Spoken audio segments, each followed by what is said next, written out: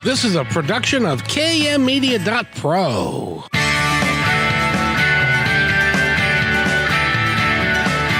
Welcome back to Positive Talk Radio. Our goal is simple: to explore evolving ideas one conversation at a time. So come on over into our world. I know you'll like it, because on today's show...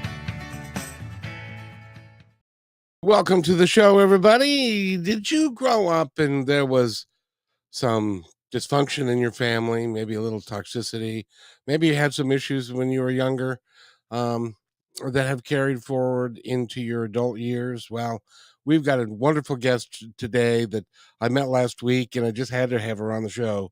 She's author, she's a coach, she's written the book Toxic Family, Transforming Childhood Trauma into Adult Freedom, and we'll be talking to her in just a second. But before we go there, I have to talk to Nathan. How are you, sir? Good afternoon, Kevin. Almost said good morning, but I caught myself at the last second. And happy last day of summer to you.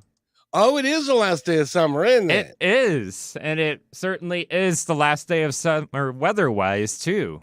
I think that we're going to go into a bit of a downspin here in a little bit, aren't we? Yeah, the Mother Nature out there is taking the seasons quite literally, because on the last day of summer, we got clear skies, sunny, and a high near 75, and then going tomorrow, and then every foreseeable day in the future after that, it's saying rain likely at least, and highs in the low 60s, and getting stormier out there as we head into fall. You know what that means, don't you? What's that? The roof is going to be closed. Yes. And we're going to not for tonight, though. That in a little bit, because even if you're not a baseball fan, you need to know what's going on this week, because everybody else is either going to be really excited or really bummed. So it is an intense time coming up, that's for sure. It's going to be on pins and needles. Absolutely. We're going to talk about that near the end of the show. But because of that, I want to bring Susan on right away, because she is just adorable. She's fun. And she's, like I said, written a book, and she's also a coach, and she can help people get through the toxicity that in many ways is multi-generational. So Susan, welcome to the show. How are you? Uh-oh, you're on mute, my dear. Let me unmute now. Now you've got danger. Now you're real and you're live. Exactly.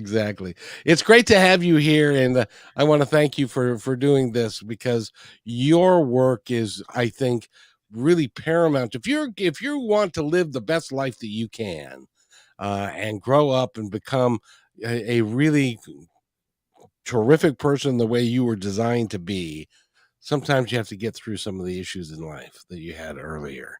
And you've talked about that a great deal, and that's why you've written the book Toxic Family, isn't it? Yeah, it's a taboo topic to bring to the forefront, but somebody's got to start the conversation, right, Kevin? Well, and it is one of those things that everybody, there are people that don't even remember the toxicity or the level of toxicity that they had when they were kids. And because it was so damaging and dangerous, they have decided to forget about it. My eldest brother, who I love and adore and have so much respect for, he and I had a lot of abuse between each other, and his childhood is almost a complete blackout, and it's painful to me. When we get together, it'll jog some memories, but he's just grasping. And yeah, that is a coping mechanism, but I don't wish it on anyone, because then you're always left wondering, Oh, yeah. Well, the interesting thing about family dynamics is when my brother, when he was still alive, and my sister and I would sit and talk about our youth, you would think that we were all raised in different families, that we didn't have. Yeah, I'm so sorry to jump in, but it's just extraordinary. I mean, my sister really understands that she had an idyllic childhood. As I said, my oldest brother's a blackout, and my two youngest brothers have different versions too. And that's also very typical in a home where there's chaos and trauma. everybody thinks they're living their own lives, and each child is treated differently. Like my brother was the middle child, and there are issues with being the middle child versus the strong stoic older child, and ooh, the beloved little young one. That's what I was, and stuff. So it causes a lot of problems for folks that carries on into their adult years. And sad thing is that a lot of people don't even recognize it. No, they're carrying bags of goop that don't even belong to them.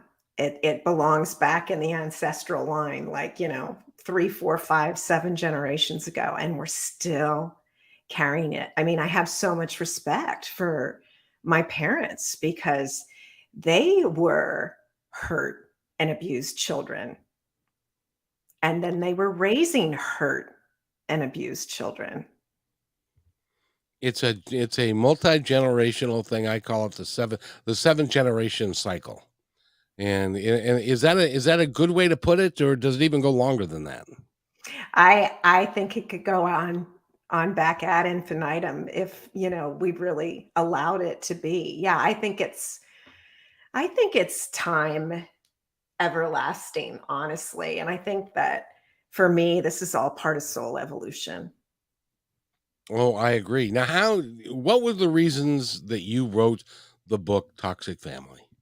Well, in 2007, Kevin, I saw an Irish seer and he said, "You have a book to write." What do you've got to that's you've got a book you've got to write coming up here, Will Crick Lake. Oh, Kevin, I promptly shoved that under the closest carpet I could find. I understand.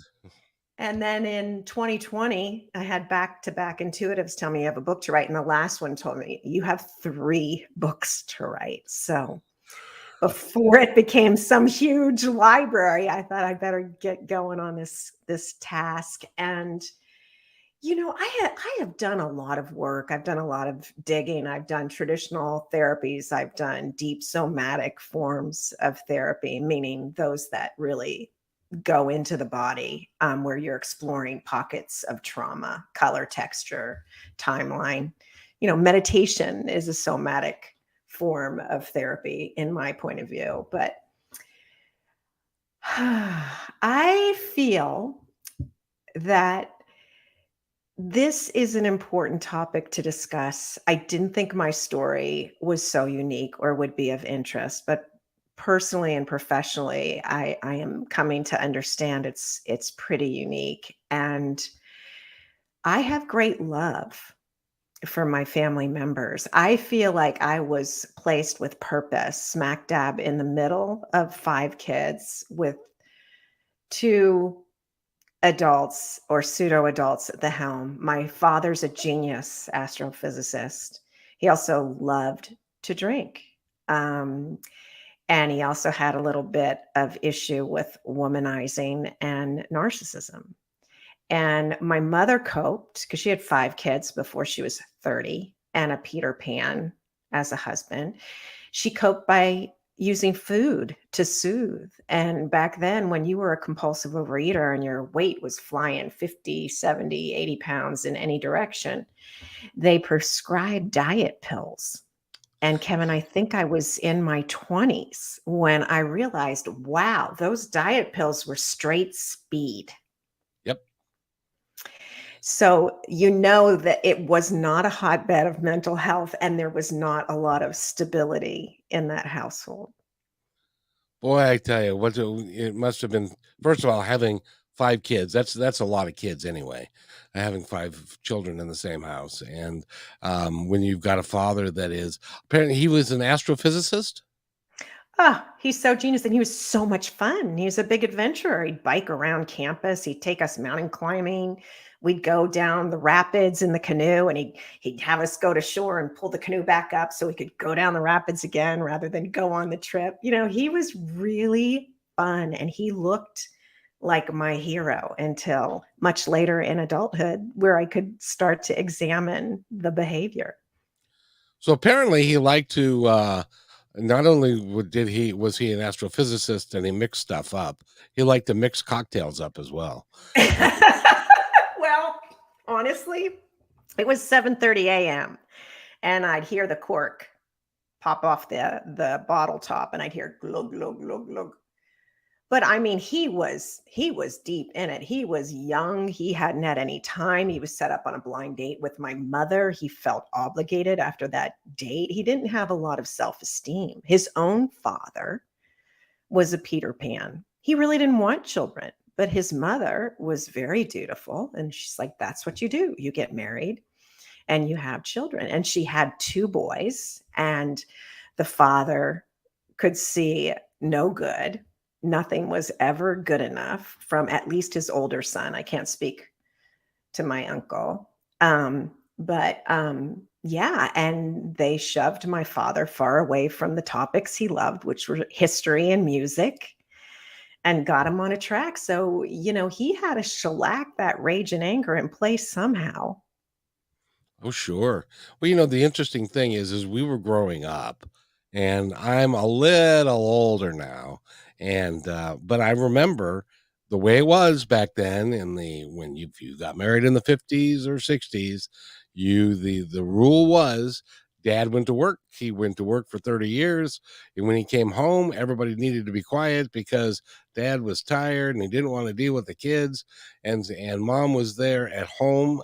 There were a lot of homemakers back then, and so she was the one that took care of the kids, and she might not have liked that job very much depending on the kids and stuff. So the dynamics were kind of all screwed up back then, and it's so there's a lot of people our age.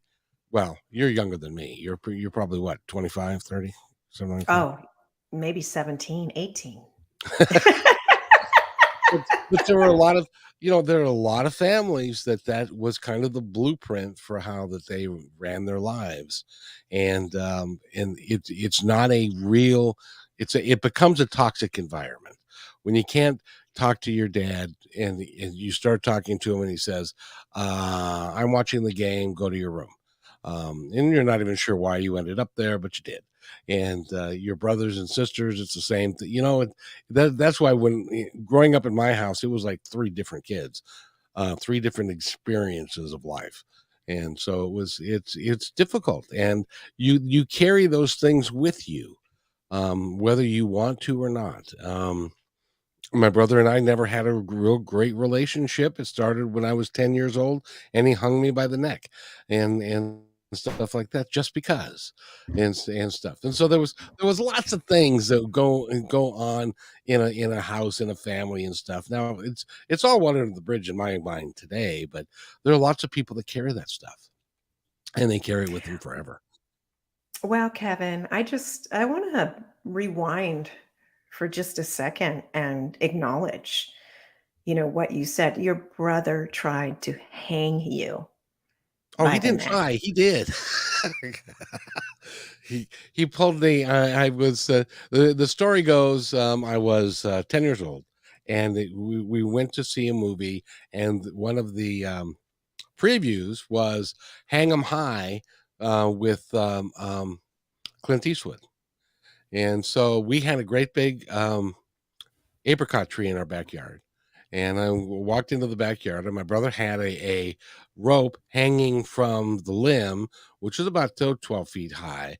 And there was a loop on the other end, and he had a ladder next to it.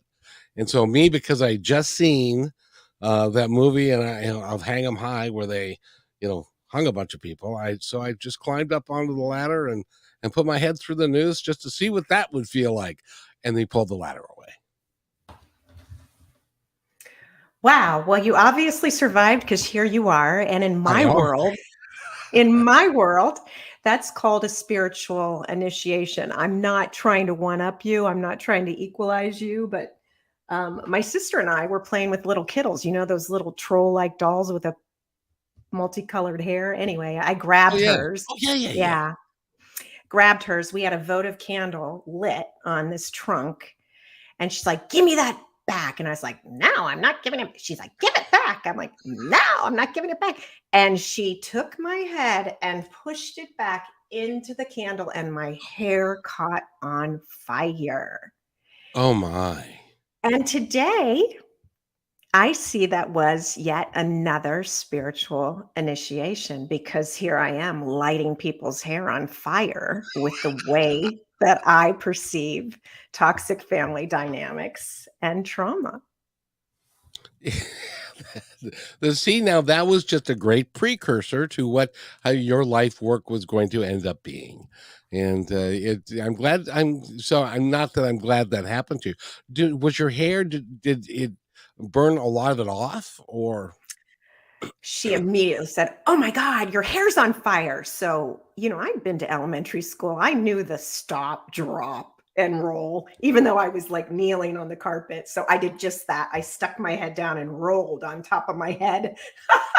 And the flames were out. And then I ran downstairs and told my mother, and she promptly sprayed me with some kind of toxic chemical, I'm sure, to eliminate the burn. It wasn't aloe. Let's just say that much. the interesting thing is, Susan, we all have got those stories. Like the time my brother put me in the dryer and turned it on. Those things happen in and I think they happen to all of us in every family. Um, in one Maybe manner. not every family, Kevin. Well, one of these days I'm going to take a poll. Who got hung by the neck and thrown in the dryer at the in the same lifetime? Grass up my nose, and anyway. So enough of that. But we came to peace with that over time, and so that's all done. But there are a lot of people that don't. How do you encourage people? And what does the book say? Toxic Family say about how you get through some of those things so that you can live your adult life. And also, an important point of that is perhaps change the 7 generation cycle so it stops.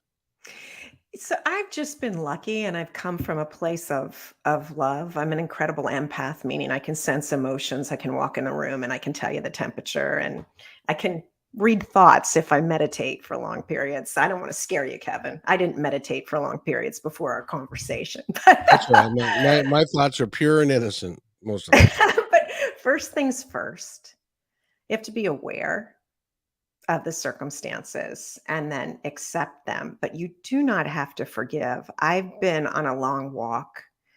I started with a lot of talk therapy and then did a lot of somatic work, body work to really release the trauma. But coming to understand that my parents came from toxic environments and their parents came from toxic environments really helped shift things for me on a personal level to come to a place of compassion.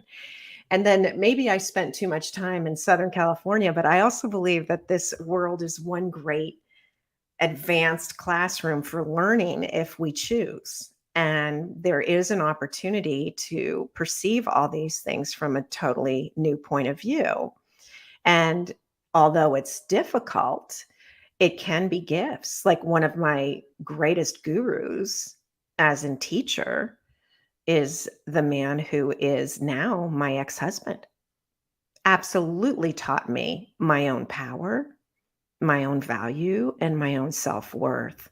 So this is really where I try to do the most help with people that come to me and groups I facilitate, because a lot of us get stuck. We get stuck on that treadmill of victim and martyr, or we're eating the rat poison, expecting that perpetrator to drop over dead. And guess what? It's not going to happen. They never do.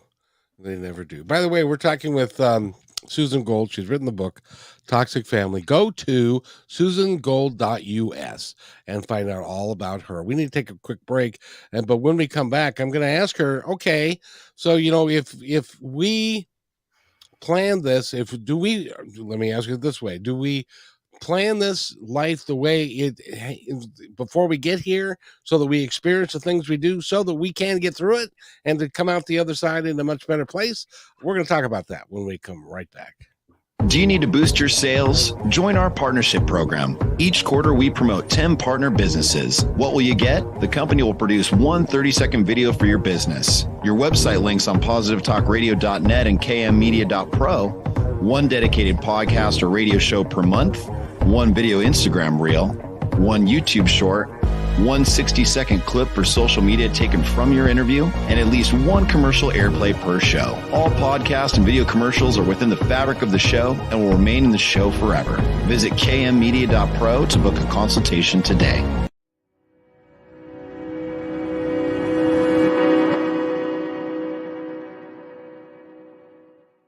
When you want to say more than words communicate, you can with flowers. Your custom boutique floral studio in Bothell, Washington is anaturaldesign.com, connecting you to nature through the language of flowers. Where your people are is where our flowers are beautiful.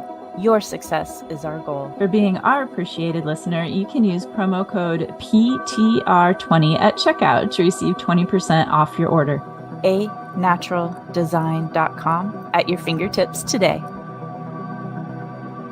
We believe in the power of telling your stories. We want to help yours be seen and heard. At the Pacific Northwest Collaborative Magazine, our purpose is to connect you to your community. Let's begin by celebrating the accomplishments of local artists featured in this brand new digital magazine. Here, you can learn about opportunities to creatively come together and support our local community and neighbors through the gift of art and service.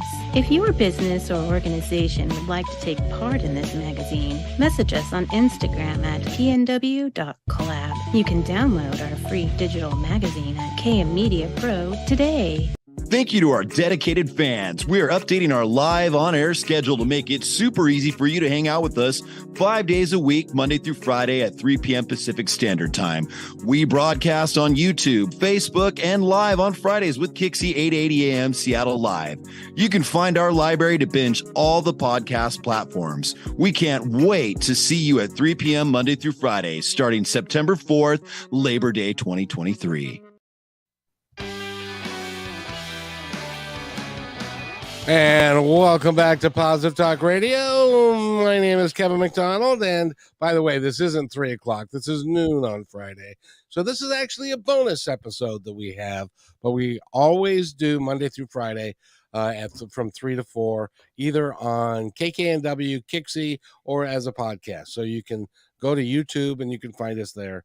It's real easy. We're talking with Susan Gold. And I wanted to ask her because I would love your opinion. You've done a lot of work with yourself and going deeply involved with how it all works.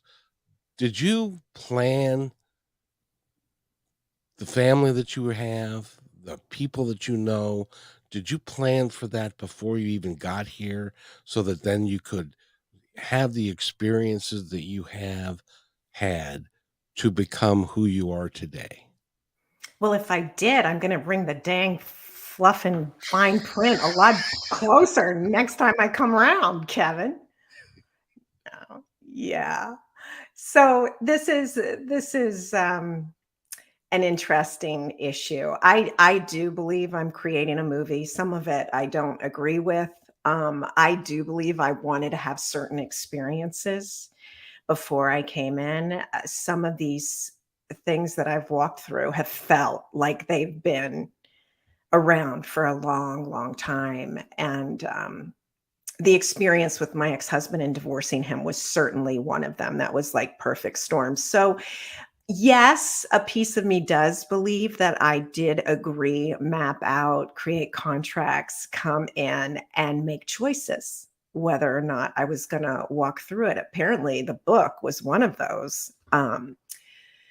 But I also believe that our free will is fluffed with a little bit right now. And I think that's gonna shift. I think we're all waking up out of that matrix of imprisonment at the moment. I like that idea because I, in my experience with the number of people that I interview, I'm discovering. I've actually known this, but I'm being validated a lot that people are changing, and there are more people out there that are interested in finding out why we do what we do and why we do it and how to fix it so that we can become the person that we really want to be and that we were destined to be. And so when we talk about that, it's happening. It's happening to a great degree. Do you feel that in your work that there are more and more people coming to you wanting to get through that and do something new? I see it. And there's been a huge proliferation since they gifted us with that great lockdown a couple of years ago, because it gave us all a chance to stop driving our cars an hour and a half one way, to sit in some cubicle for 9 hours and then do the same in the reverse. I mean, that's a huge gift of that time period. But yes, it's expanding tenfold. And luckily, there's more of us out there helping others walk through the stuff that we've come through. And so shedding light, it's a chain. And I'm grateful for it. I'm happy to see it. And that's my whole mission of coming out with this book and working with people, working with groups, so they can then turn and help the next one coming through. Do you find that working with groups is very, very satisfying because people tend to, when they're in a group setting like that, they tend to be more honest, and people are um, get more involved with each other and really regain that sense of community. Kevin, some of us are so thirsty. We're parched, burnt to a crisp, looking, praying, longing for that sense of community because we've been trained to wear masks and behave a certain way and not let out the truth and keep it inside when we just want to connect. So groups are so satisfying. And if somebody wants to join a group and to work with you, how do they get that done? Where do they go? Yeah, thanks for asking that. Usually I just say, spit out my website, which is susangold.us, because I hate like even the tiny inference of self-promotion. But if you feel moved, I'd love to have a conversation with you, and I'd welcome you to have a chat with me. And yes, the information is all at susangold.us, and there's free stuff up there too. Well, and by the way, self-promotion, there's nothing wrong with that because if nobody knows about you, nobody can be helped by you. There you go. But what about this digital cacophony of marketing that's coming into my email box every day? Somebody offering me their $300 webinar for free that leads me to their $5,000 course. They're going to sell me for $1.99 if I, sign up. It's just, dude, ouch. Really? Do we have to? Well, interesting that you say that because I get an email from somebody that had been on the show a couple of times, and she referenced a website, and she said, "What do you think of these guys? They seem to be doing this." And I responded back to her and said, "Well, because what they do is they help you create podcasts and they put them on their platform and stuff." And I said, "Well, just keep in mind that you're the customer. It isn't to get the word out to everybody else. You're the one that's paying the money to them to do the podcast. So therefore, you're the customer, not the people that you want to reach. The people that you want to reach, they're not really concerned with that because they're not getting paid by them. They're getting paid by you. So unless they have a huge platform, they're not that's really not their gig. That's not what they're doing. And you're right. You got to be careful these days." Yeah. I mean, it's all in my book, and there's a workbook in the appendix that are some of the very same exercises that help me walk through all sorts of stuff.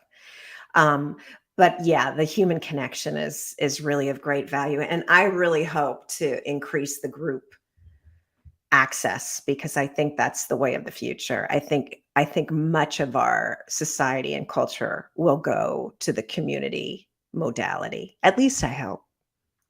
I agree with you. Have you heard of something called the circle? It seems familiar, but I'm not sure why. It is a idea that is starting to and look it up, anybody who wants to.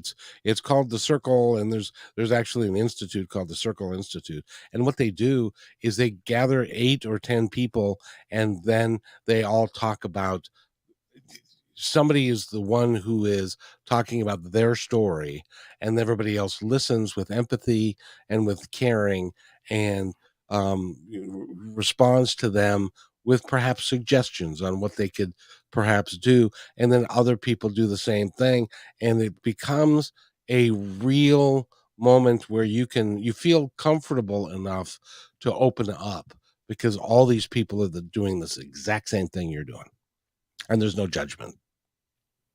That's beautiful. That's the technology I want to see coming forward. Awesome. And it really is happening, and so groups like you're doing, it's important that people get involved with other human beings, because we don't do that. I lived in a cul-de-sac for 20 years, and everybody did the same exact thing that I did. You pulled into your garage, you close your garage with your garage door opener, you go into the house, and you go into your backyard.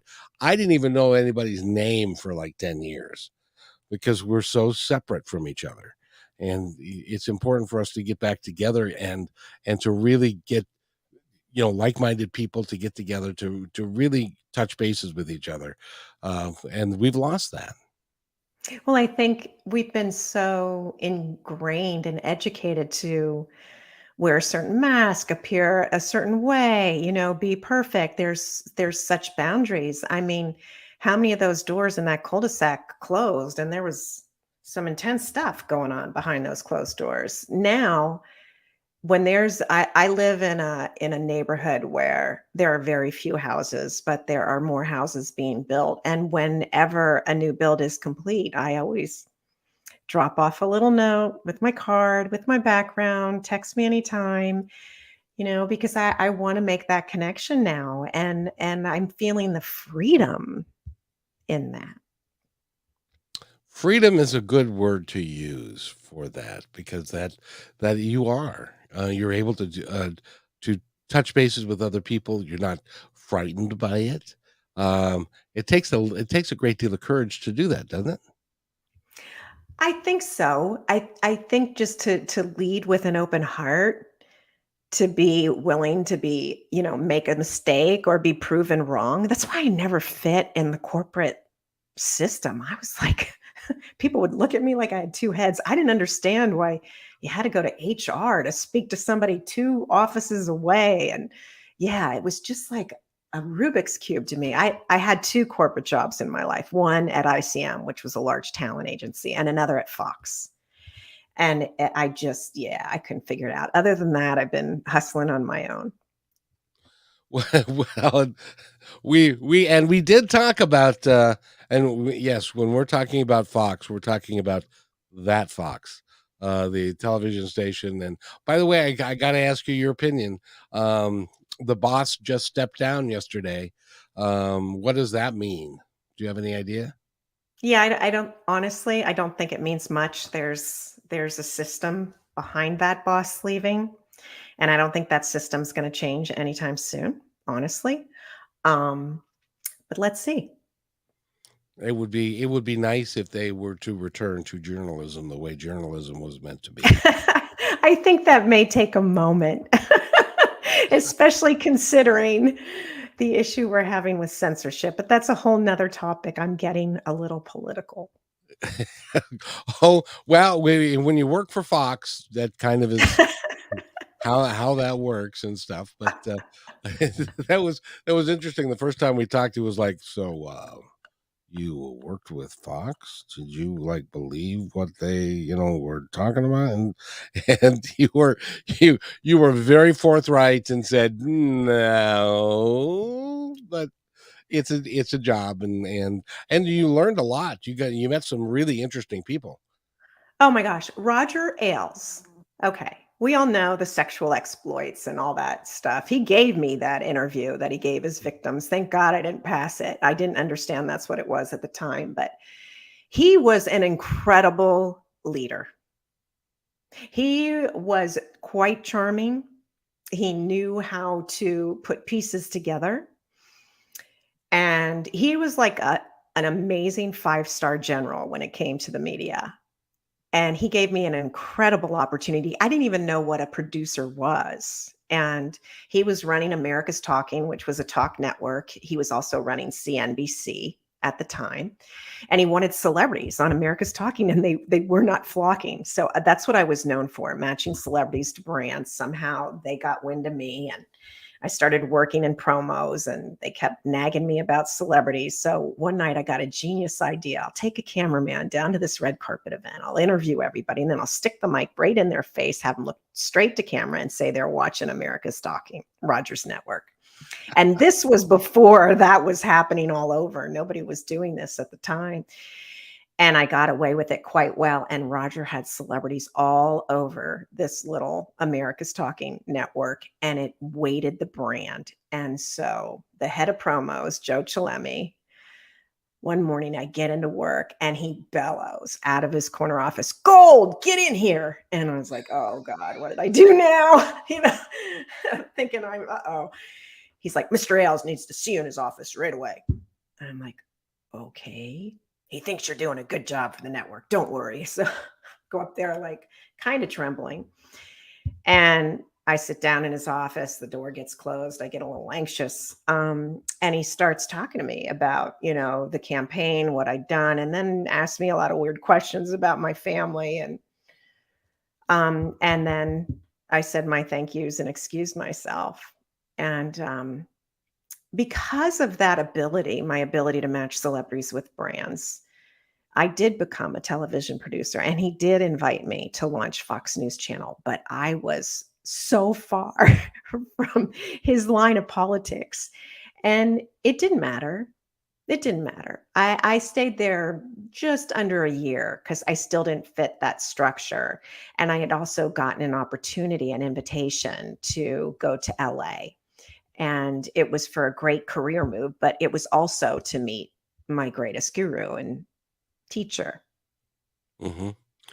It's interesting because you have had the opportunity to work with and be around with a lot of celebrities. I'm learning that I've been around more and more, and they're just people.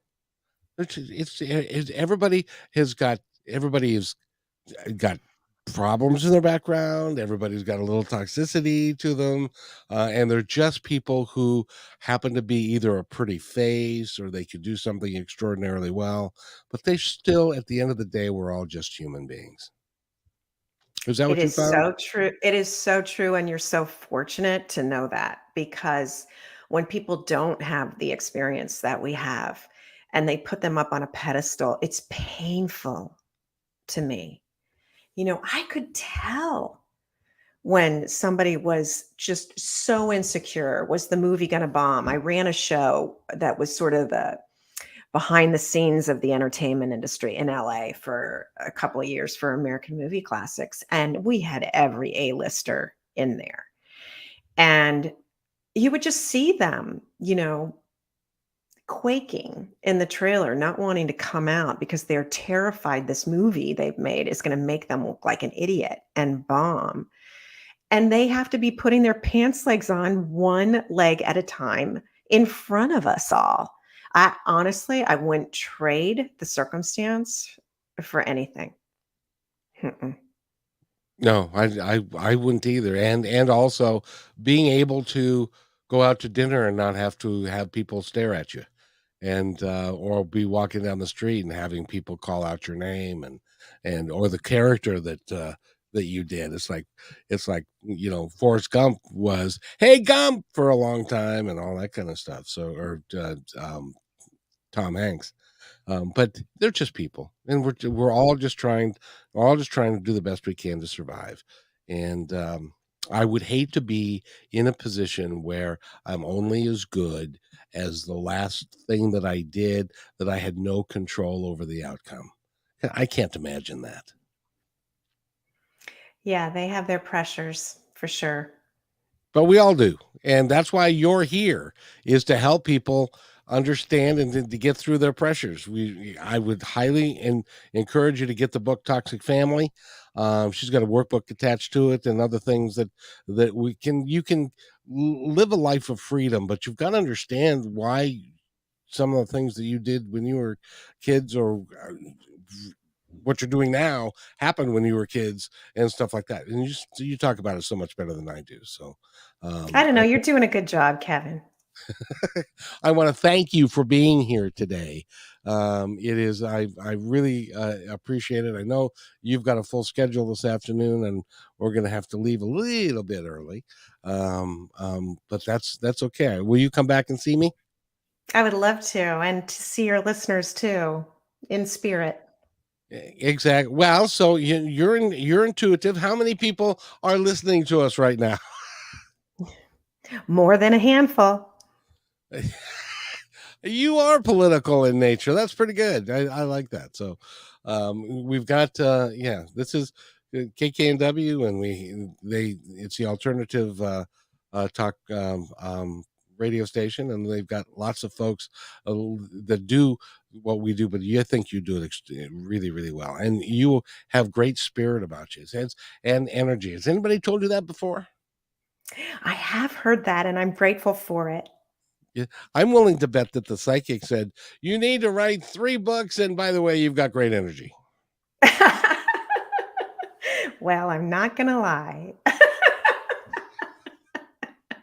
Kevin, thank you.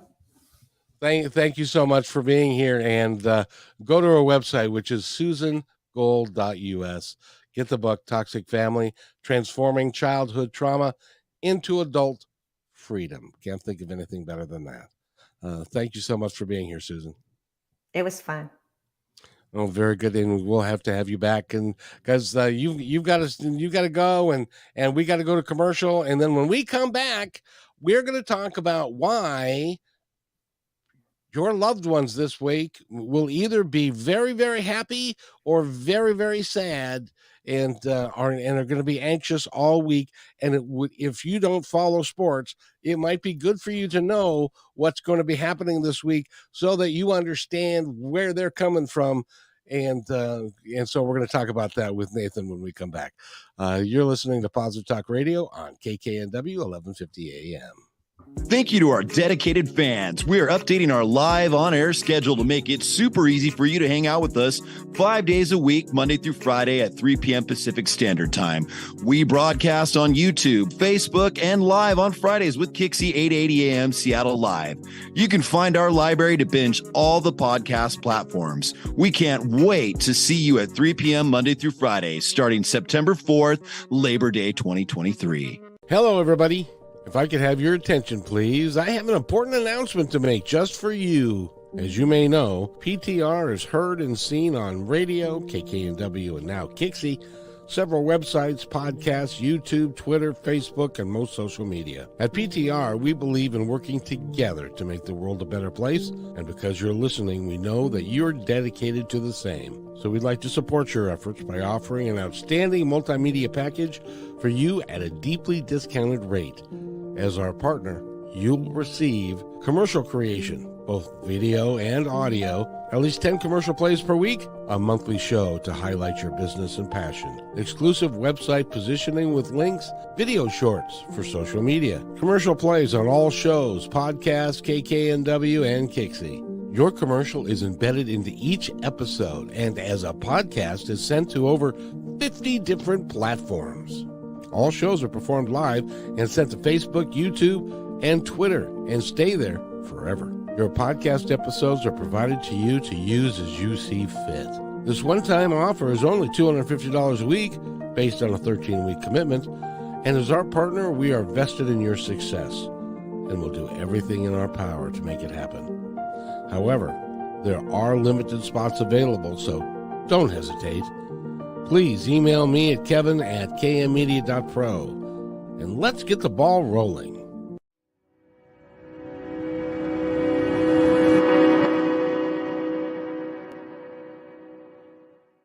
When you want to say more than words communicate, You can with flowers. Your custom boutique floral studio in Bothell, Washington is anaturaldesign.com, connecting you to nature through the language of flowers. Where your people are is where our flowers are beautiful. Your success is our goal. anaturaldesign.com at your fingertips today.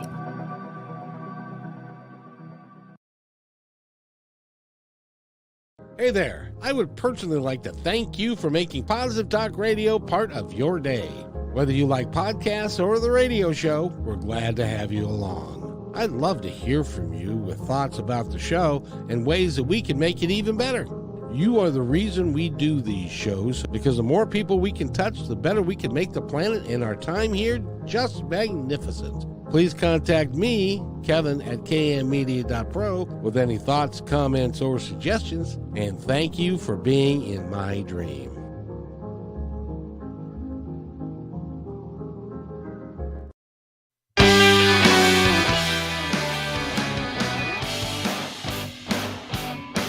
And welcome back to Positive Talk Radio. It's Friday. It's a Friday at about 12:48 at this point in time, and I want to bring my friend Nathan in, who's wearing a Mariners jersey, as he should be today.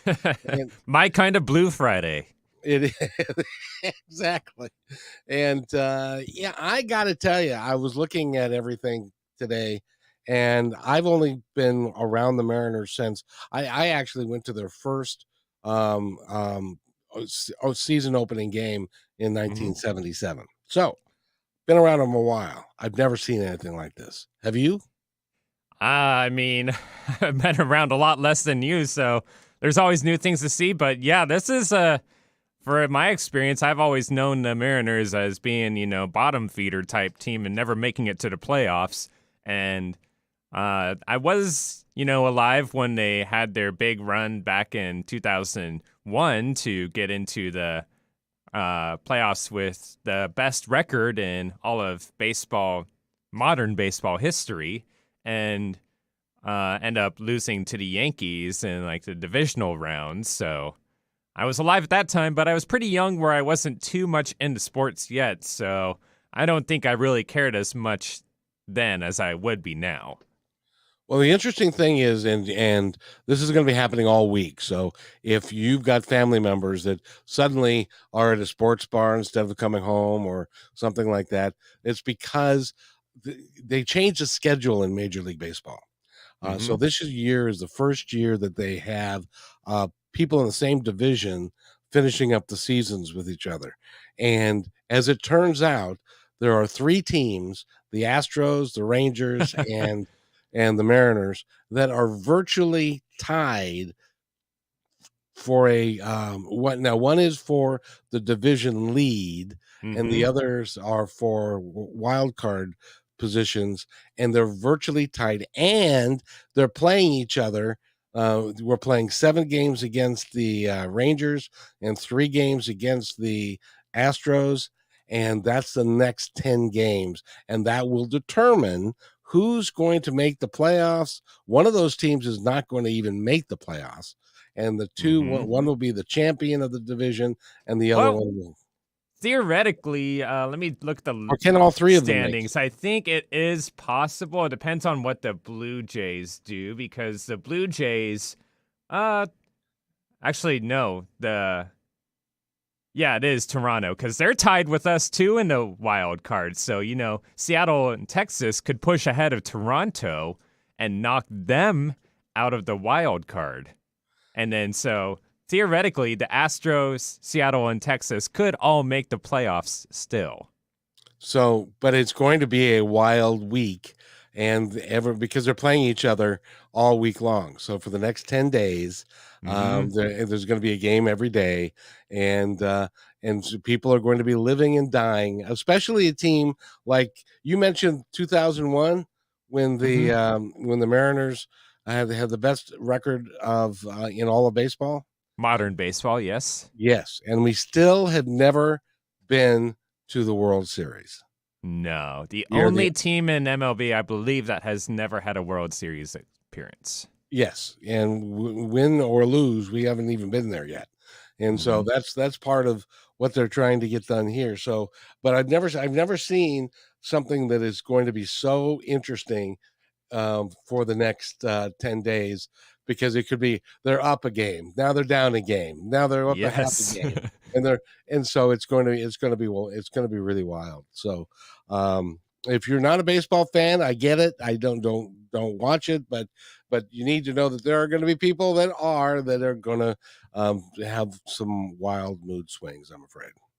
Oh, for sure. And then even all of baseball too is interested in watching that AL West race just because it is so close. You never see anything like that usually in a division where three of the teams are basically tied going into the playoffs. Yes, and it's going to be a really interesting interesting week. I had one more thing. Since you're a sports fan, are you familiar with San Francisco 49ers? Yes. Who are they? I really am going here with Are they a something. football team? I'm trying to Oh, remember. wait a minute. No, I'm talking the 49ers were playing the Rams. Yeah. Did you hear this story? No, I did not. Right now, my eyes are just all on baseball at the moment, and football is waiting until later. Did you know that you can now place bets at casinos and stuff, sports bets? Oh yeah, that's been going on for a while. Yeah, it used to be illegal, but now they do it everywhere. And I want to tell you a story, and you tell me whether you think this could be true or not. The coach of the Rams, his name escapes me real quick, but it'll come back to me. And the Rams are down by 10. Sean McVay. Oh, Sean McVay. The Rams are down by 10, and there's just seconds left in the game. And so what do? They bring out their field goal kicker to kick a field goal. Now remember, they're down by 10 with less than a minute left to play. A field goal isn't going to do them any good. And however, the interesting thing was that, and he swears that he had no idea. I disagree, but he kicked the field goal, which made them down by 7. You know what the line was, the betting line was for the over and under for that particular game? I'm sure it was significant. It was 7.5. Oh. But I haven't heard anybody talk about this. And there's, of course, he didn't read. Oh, you mean there were, because I want to, if you don't know this, then there are people that bet on games incessantly. It's one of the things they do. And there are hundreds of thousands of dollars that can be on the line based upon the final score of the game. Yeah. And who wins and by how much. And so they kicked the field goal, which meant that anybody that bet on San Francisco now lost the bet, even though they won the game. Oh. See, I'm curious about the situation. Was it a far field goal or was it a short field goal? It was a mid-range. I think it was a mid-range. Okay.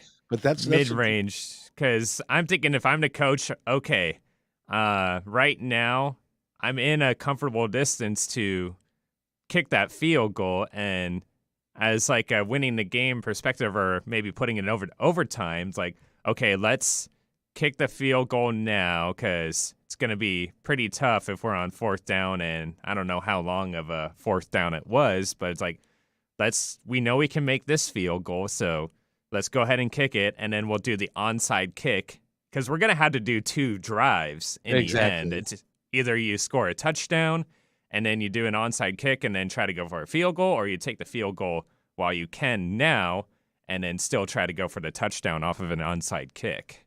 From what I understand, there was less than like 20 seconds left. Less than 20 seconds left. So it was going to be like the last play of the game. And stuff. So I hesitate to think that that he would do that on purpose just to make the San Francisco people lose money. But who knows? I just well, thought with that short of time, I would probably do the field goal kick, and then all right, let's get an onside kick and try for a Hail Mary. I mean, that's probably the best chance for that team at that point. It might have. I mean, you got to do everything you can to win a game, but but like I said, I didn't watch the game either. Yeah, well, and I just thought it was really really interesting because in the post game they said, "Oh, I had no idea that was the line." I find that hard to believe. Anyway, we're looking forward to the Mariners. I do think that Vegas puts a lot of influence into sports, though, because I mean, you're watching games on TV, and they're always putting off those tickers that show the over and under and betting odds, and even fantasy football things too. You start to see those as well. You know what worries me about all that is we're going to start seeing things that are going to be like WWE, professional wrestling, which is going to be all done like that. In any event, enough of that. I'd like to thank Susan Gold for being here. Get the book Toxic Family. Nathan, thank you so much for this week. And by the way, everybody, be kind to one another because each other's all we got. We'll see you at